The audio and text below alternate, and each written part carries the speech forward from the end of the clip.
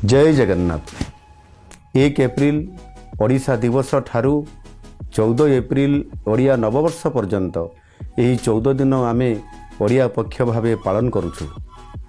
एही पक्षर प्रत्येक मुहूर्त सबु ओडियांक पई स्वाभिमान, संस्कृति, परंपरा और अस्मिता को नहीं प्रेरणार समय हेउ।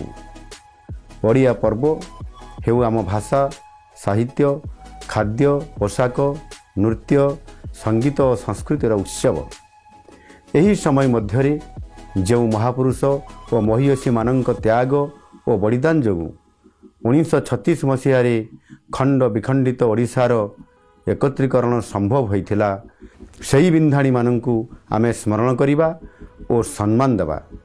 ओडिया नववर्ष एवं महाविश्व संक्रांति हेउ ओडिया भाषा, साहित्य और संस्कृतिर नुआ उद्यम, नुआ संकल्प और विकसित ओडिशार नुआ अवसर।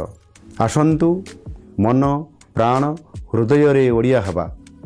ओडिया भाषा, साहित्य, खाद्य, पोशाक एवं संस्कृति को आम दैनंदिन जीवनर अंश करिबा एवं एक स्वाभिमानी ओडिशा गढ़िबा।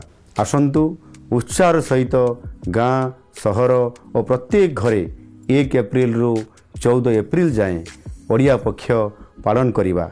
धन्यवाद। वंदे उत्कल जननी।